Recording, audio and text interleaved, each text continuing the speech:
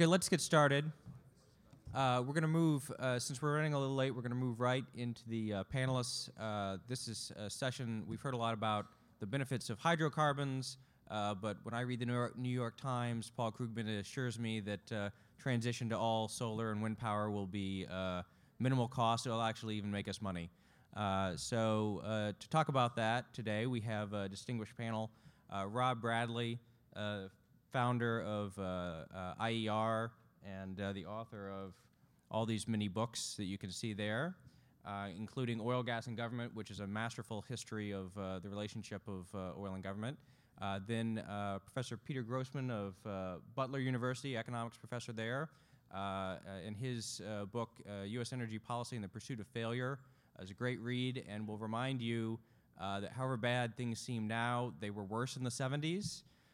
And then finally, Marlo Lewis, which we heard from yesterday from the Competitive Enterprise Institute.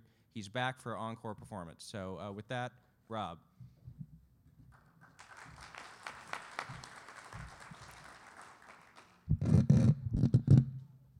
Well, thank you very much for being here. This is a great conference. Your attendance makes it possible. Thank goodness for Texas Public Policy Foundation, doing a lot of good work in different areas here in our state. And thank goodness for the sponsors. Thank you for the sponsors. It takes not only courage, but money to put on an event like this. So I'm pleased to be here, and I love to do whatever I can with TPPF. The subject this morning, renewable energy, market rejection, political dependence, and maybe the right word is codependence. I'd like to start off with a critical look at a political phrase. I don't think any of us use it in non-political ways. You know, if your son or daughter asks, who should I date? You don't go, all of the above. But it's a political term from lobbyists and politicians, and what's wrong with it? And obviously, the first thing that's wrong with it is it violates, or certainly a tension with the economic principles of scarce means to unlimited ends. We have to choose, and the better alternatives, the best alternatives win. And any idea of all of the above is a very egalitarian term that can only really arise with politics. The second issue is it's really a central planner's dream. It's open sesame for whatever you want to do, top down. Oh, we should have X% for this energy, X% for that. The third thing is that it's very wasteful given all the ad hoc subsidy and regulation that we have today to support this all of the above, or really supporting the least consumer-favored energies.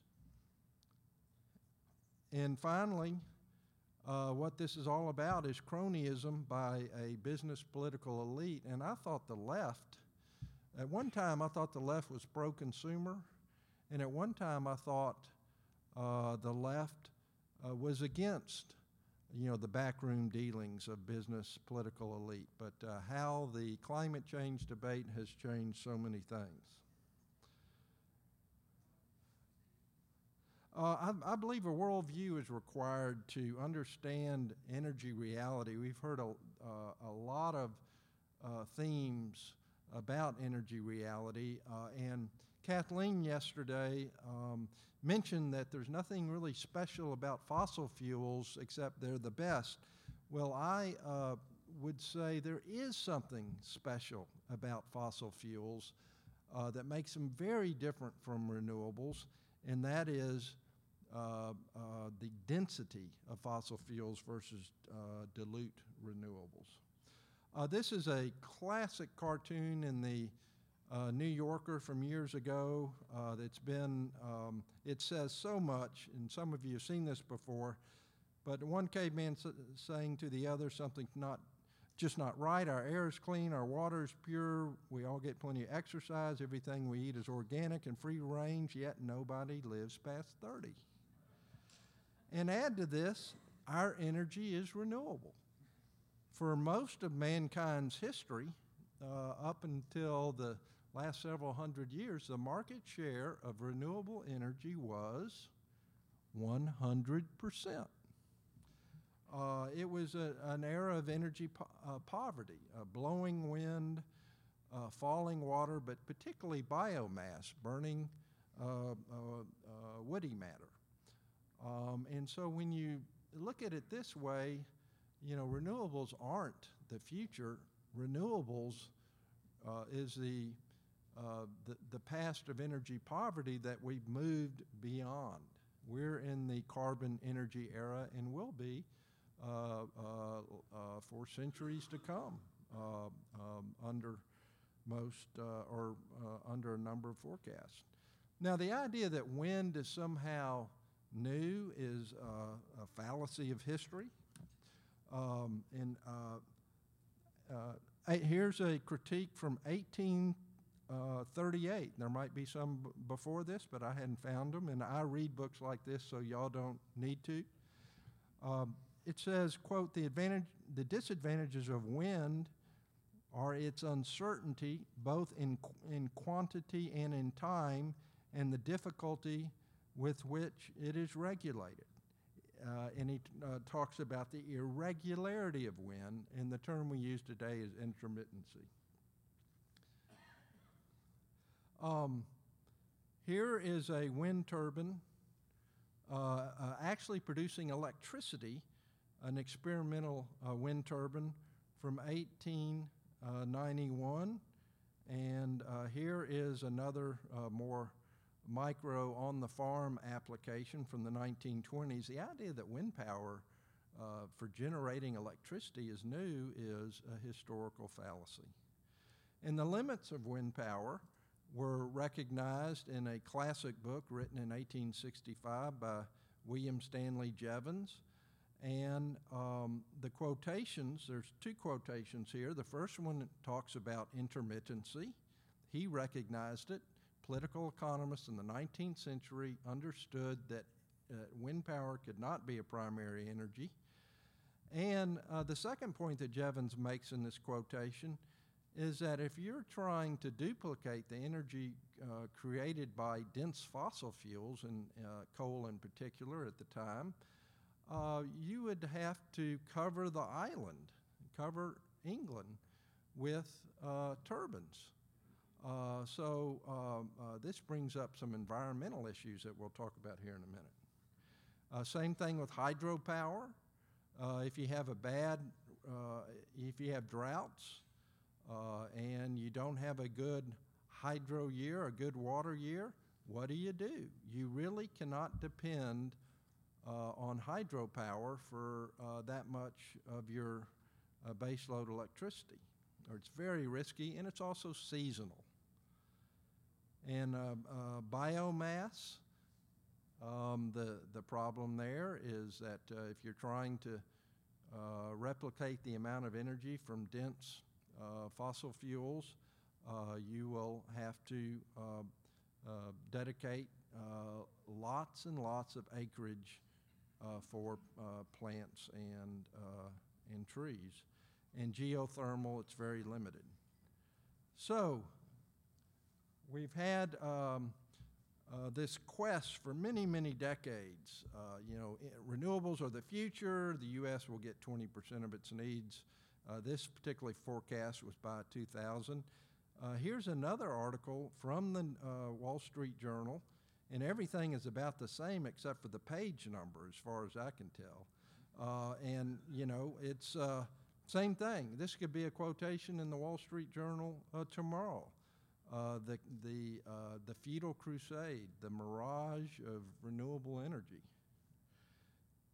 And if you look at the quotations over the decades, the hyperbole versus the reality. World Watch Institute from the mid-1980s, quote, although wind farms still depend on tax credits, they are likely to be economical without this support within a few years. This is 7 years before wind got its huge tax credit, the production tax credit, and here we are a couple of decades past then, and wind power is begging for yet another renewal of the production tax credit. Another quotation from the mid-90s, solar and wind energy technologies appear to be entering a takeoff phase of the kind that personal computers experienced in the 1980s. 2001, advances in wind turbine systems are making wind cost competitive with fossil fuel powered generation in some regions. Same thing with solar.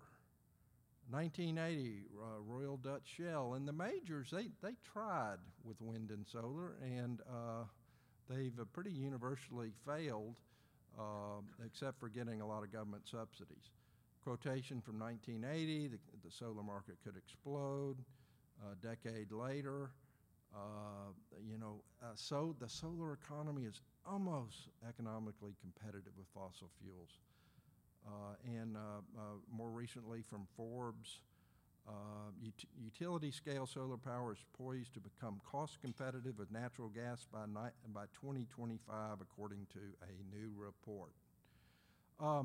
I worked at Enron across the street for 16 years, and we used to have our meetings in this room. They'd take the wall out. It was even bigger. And Enron excitingly announced in 1994 that they could produce solar for 5.5 cents a kilowatt hour, and that's still outrageously exaggerated. And it was, I never could figure out exactly where they came up with that number, but it was a 20-year deal. There was a lot of local, state, and federal subsidies. It was a levelized cost. There was all sorts of tricks. And then there was a rumor going around that, well, they were going to have a gas turbine with it, average down the cost. But, front page news in the New York Times business section, but totally fallacious. This was a project that the Department of Energy declined to subsidize, and that's saying a lot. And this is 1994, so that's 20 years ago. Enron is the company of the future. Okay. Renewable energy supply here in the U.S., about 8-9%. Most of this is biofuels and hydro, the politically incorrect renewables. You look at the politically correct renewables, wind and solar in particular, you're talking about a couple of percent of total U.S. energy consumption. And the growth of the wind industry has lots to do with the production tax credit, very generous subsidy. Now I think it's 2.2 cents per kilowatt hour. Consumers on average around the U.S. are paying 11 cents maybe. I'm going from memory here. But if you look at the wholesale price of electricity, the production tax credit is huge. And the other thing is state quotas, the renewable portfolio standard. And getting back to Enron, Enron saved the wind industry in the late 90s by buying a nearly bankrupt wind company called Zond. And Zond's major competitor here in the U.S., Kinetec, went bankrupt.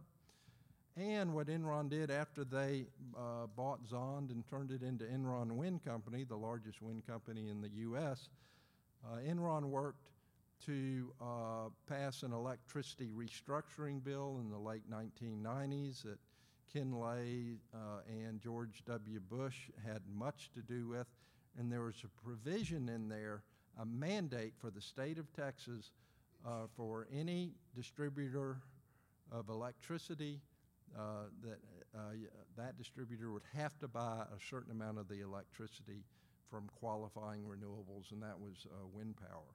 So politically and economically, Ken Lay and Enron saved the wind industry in the late 1990s. And at the same time, Enron was the first or the largest, most prominent U.S. corporation to push climate alarmism in the Kyoto Protocol. And of course, the the climate alarmists in the left, they don't want to talk about that. You know, Enron at the time was their favorite company.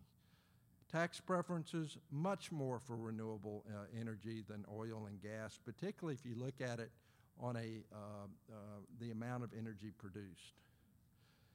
Environmentalists versus wind, and it's a real shame that the enviros have bought so totally into climate alarmism, because it has forced them to compromise their principles in all other environmental areas when it comes to wind and solar.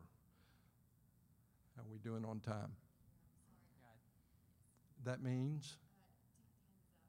Oh, my time is up. Oh, my goodness. Wind power and CO2 reductions, tiny. James Hansen, the leading climate alarmist, speaking truth to renewables, he says that believing in renewables to solve our climate crisis is believing in the Easter Bunny and Tooth Fairy.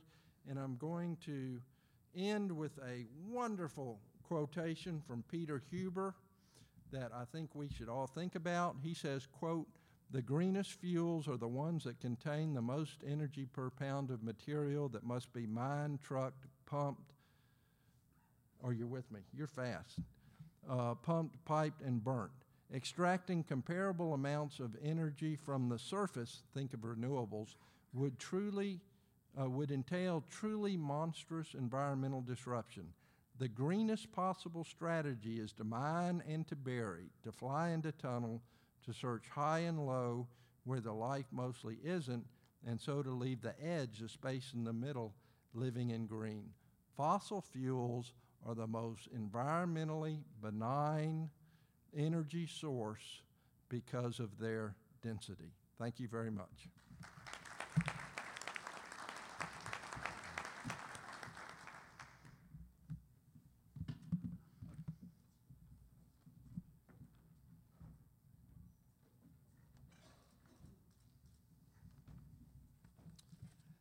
First of all, thank you for having me here. Just a second, I might need a glass of water. Of course, as an academic, I was told I had 10 minutes to speak, so of course I have about 25 minutes of slides here, so I'll try to get it done as quickly as I can. I should also mention that I have a bit of a neurological issue, so that lights in my eyes cause me to blink a lot, and sometimes even to close my eyes. It's supposedly hereditary, but there are many people who believe that it's because I studied economics too much. My book is U.S. Energy Policy in the Pursuit of Failure, and so it seemed a good way to put U.S. energy policy in the pursuit of renewable technologies. You can add the next part to it. The goal, one of the things that I want to start with is, what is the goal of U.S. energy policy? In fact, over the years, it's really never been a question that's been answered in any coherent way. Mostly people will say, well, we want energy independence. But what does that mean? It means a lot of different things to different people. So it depends on who you ask. And government policymakers, instead of trying to figure that question out, instead moved quickly to the question of what means to this end, whatever this end was, should we employ? And so they usually come in the end, if the urge is strong enough, they come to the point of saying, we need a new technology that will solve the problem forever. The panacea technology is the way we get to energy independence. So now the next slide I have is, you should probably go through it quickly. I counted at least a dozen different definitions of energy independence over the time I was writing my book. It's actually quite a bit more than the ones we have here. But it really is, almost none of these actually involve anything that people would recognize if they thought about it as energy independence. But then again, nobody really knows what that means anyway, so it's a very good symbolic metaphor, really, to attach to a kind of confused policy. In fact, what actually most policymakers want is no one makes a fuss about energy anymore. That really is the motivation. Is often that policy is made in the sense of crisis, in a sense where the electorate are upset, and so they have to come up with something that's going to be a solution. There's one point in my book where someone says, a congressman says, that he received a letter from a friend of his who said he was standing in line at a gas station, or sitting in line at a gas station, and he said, if only we could see the light at the end of the tunnel, it would be worth it. Well, what is the light at the end of the tunnel? In many cases, it's renewables. And why renewables? Well, first of all, they sound good. And the sun has so much energy, all we have to do is capture it. They promise a complete solution. They make the planet a better place. Well, unless you're a bald eagle. And I think one of the main things for politicians is that new technology is really cool. I know Nixon was he was a real new technology guy. Breeder reactors, fusion, that was really the thing. And then Carter came along and, oh no, it was solar. We're even going to put it in the White House. But of course, what was behind it was a kind of technological optimism, I have to admit. But it was an optimism that was misplaced. And it always came with the basic line of, well, if we can put a man on the moon, why can't government give us a new energy paradigm? And I call this the Apollo fallacy. It's chapter 6 of my book. Basically, the Manhattan Project, another one that's used, or the Apollo program, is not an apt analogy. There's no market for moon landings.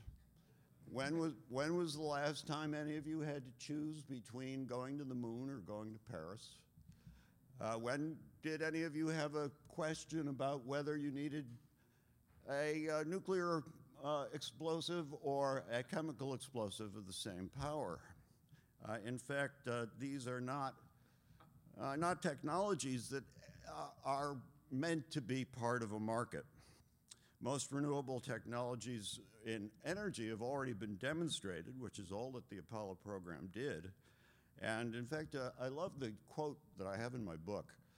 One of the people who worked on the Apollo program said that it was the greatest triumph of communism.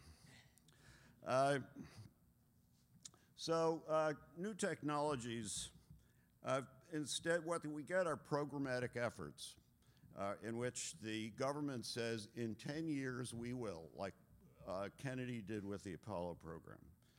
And basically, it's not going to happen because political processes can't legislate technological ones, especially when the mandated technology is expected to succeed in something like a free market.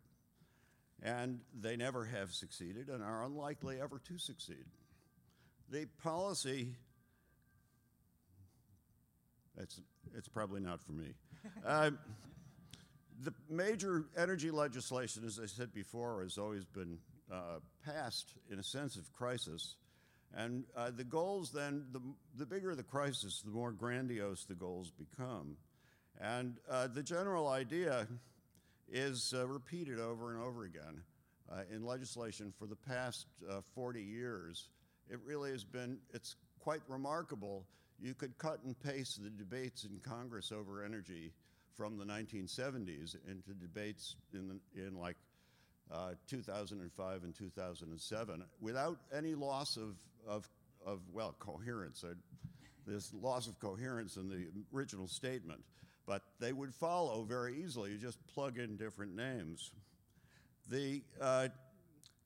Basically, though, of course, as Rob mentioned, is that there's essentially all these technologies are dependent.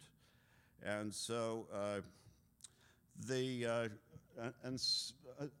I thought about a goal that might be behind some of this. So if you would, a windmill on every house and 2 solar panels on every garage. But there was also in 2007 the RFS mandate that we'd have cellulosic ethanol by 2012, and we were told this in 2006. Now, what we have is really an old argument about what government can accomplish. And sometimes the argument is couched in the basic idea that the market is not going to supply what we need. They're not supplying it now, we're going to run out, and so on. And so, in other words, that the basic market comes down to market failure. But government cannot know what energy technologies will actually be of value in the future, will be most effective. And so they make bets, really, with our money on what kinds of energy programs or energy technologies we'll need. The government assumes 4 things that I don't have all that much time left, but that innovation is demand-led, something technically feasible, government support will make it commercial, technology appears to be cost-effective, adoption will be quickly widespread, and none of this is true. And actually what we have is if we legislate it, it will happen. And I call this the field of delusions. And hey, that's a nice cornfield. Let's turn it into a bad gasoline substitute.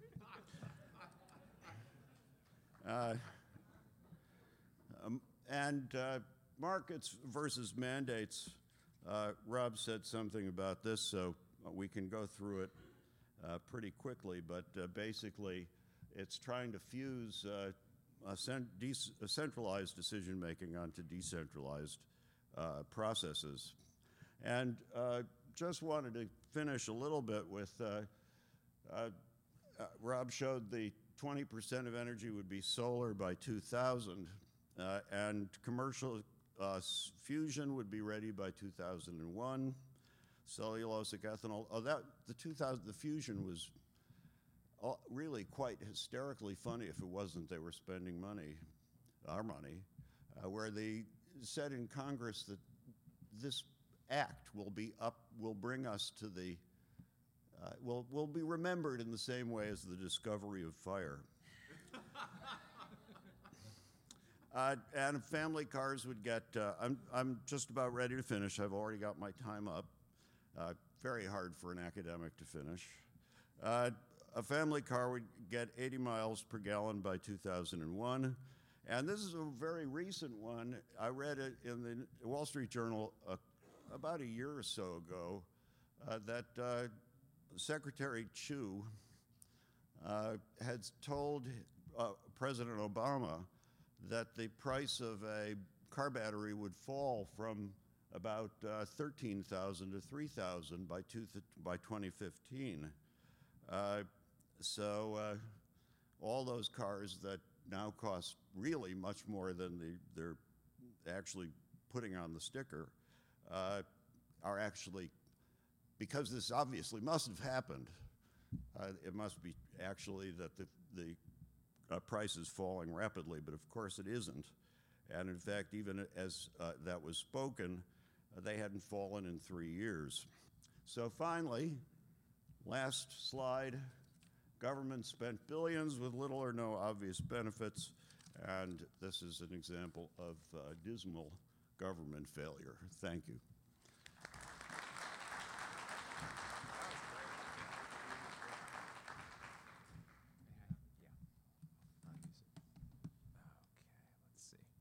Well, hello, everybody. I'm pleased to be on a panel again. I'm a substitute for someone who was a friend, David Kreutzer from Heritage Foundation, who was physically unable to come.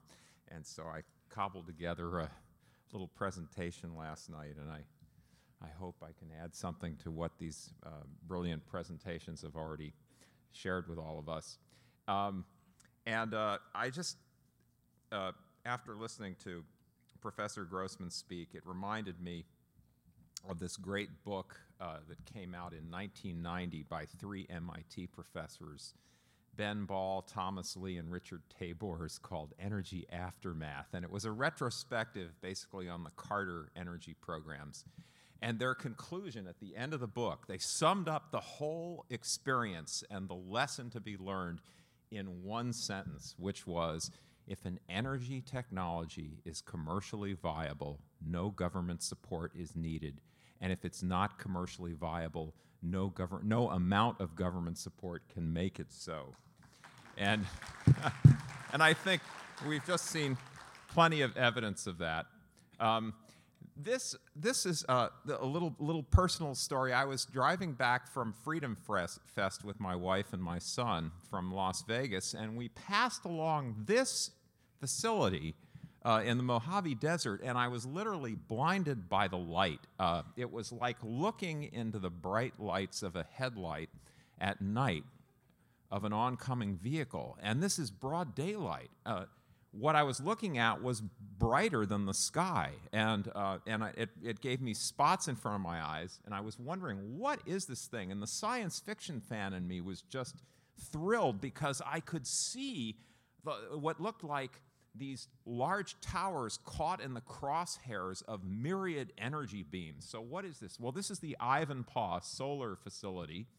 And each one of these towers that's all brilliantly lit up here, just because of all this reflected sunlight, is 459 feet tall. And surrounding each one of them is an array of something like 170,000 gigantic computer-controlled mirrors. I can show you what some of those mirrors look like. That's how big these mirrors are, okay? So anyway, so I didn't know what the heck this thing was, and it looked like some kind of Hollywood CGI extravaganza, so I Googled it, and Google told me what it was, and then I did a little research about it, and it turns out that this is the facility that was held up for years because in order to lay something, I've forgotten how, it's 2,500 cubic kilometers or something of mirrors, they had to displace a whole lot of desert tortoises, which are threatened, not quite endangered, but threatened. So they managed to get over that hurdle, but as you can see, there's some kind of gaseous-like emanation that occurs near the top of these towers, and that attracts insects, which then attract insectivores, birds that eat insects, which then attract raptors, okay? And so this is what's happening there. And the quote at the, and so Ivanpah, this great green facility, has become an equal opportunity avian killer. It kills insectivores as well as raptors, local as well as migratory birds, water birds as well as terrestrial birds. And this is the report that the National Fish and Wildlife Service Forensic Unit submitted this year, and they find that the facility is acting as a mega trap. In other words, it's sort of pulling a whole ecosystem of flying critters into these lethal beams because where the reflected sunlight hits these towers, the boilers, it gets up to over 800 degrees Fahrenheit. So what we have are these avian deaths. And, birds, of course, they need their feathers not only to fly and therefore to evade predators or to forage, but they also need them to solar regulate. And even if a bird isn't literally cooked to death, once the feathers are damaged sufficiently, what you see is this smoking streamer. This is what the Fish and Wildlife Service called these streamers as these birds collide to their death. Okay, and now I'm playing off here on the title of one of Rob's seminal studies, Not Cheap, Not Green, which came out in 1997. Anyway, I found out, well, what are we getting for all of this bird death? Okay, well, the capital cost of these units is still way beyond natural gas. It's about 5 times as much, according to the EIA's latest assessment. And the Ivanpah itself cost $2.2 billion to build. And how did they raise the money for this wonderful system? Well, they got $1.6 billion in taxpayer guaranteed loans under the same DOE program that gave us Solyndra. Okay, and also it just so happens that this gets to the point about crony capitalism that Rob mentioned, and I think maybe Mark Mills mentioned it too today. Well, anyway, one of the three companies that was behind this Bright Source spent $500,000 lobbying to get this loan. That's pretty good. You spend $500,000 and you get $1.6 billion. That's a pretty good return on investment. But it's a huge corruption of the way energy markets or energy decisions should be made.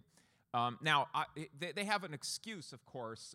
People will say, well, but the most lethal thing for birds in the United States today are windows on residential buildings and house cats.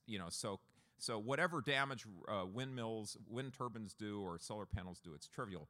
But I think the relevant comparison here is not between solar thermal or wind turbines and windows, but between these types of energy systems and fossil fuel generation, okay? Because no one ever said that windows are a green technology or house cats are a green technology.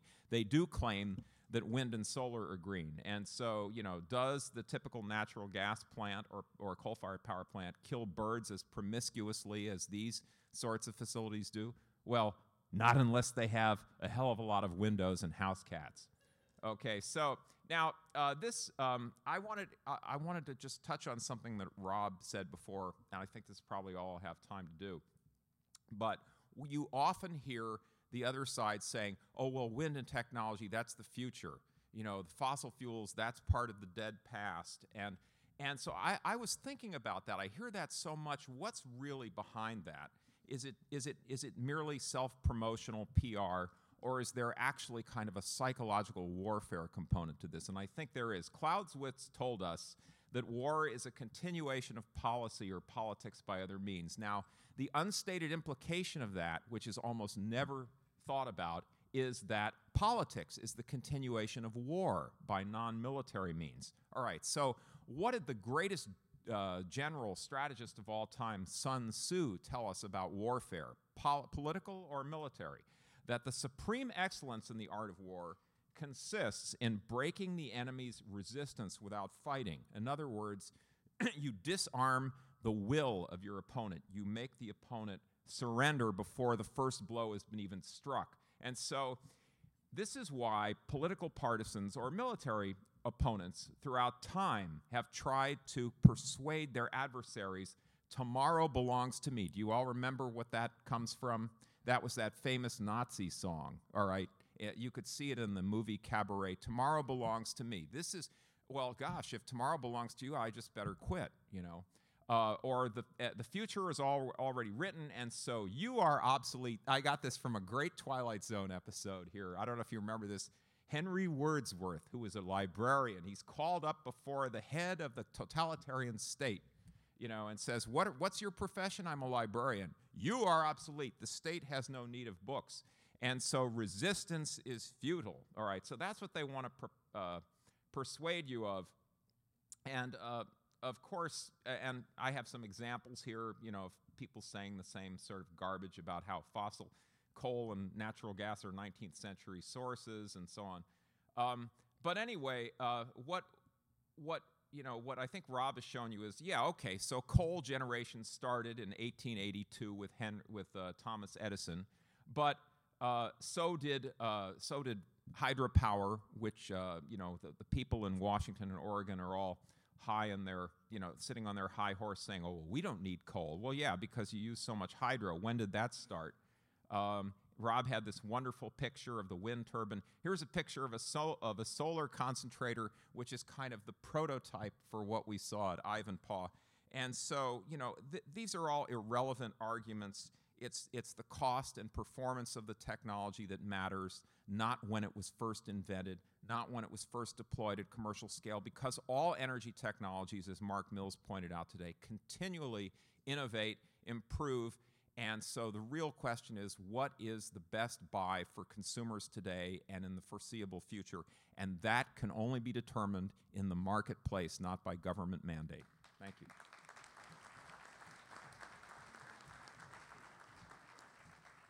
Thank you very much. You know, when you showed those pictures of the dead birds killed by the solar panels, I remember last night Governor Perry, in his remarks, talked about using energy as a weapon. I didn't realize he was talking about solar power. Unfortunately, we don't have time for questions because we have to move into the next panel. But I'd like to thank all our panelists for coming. It's been very informative.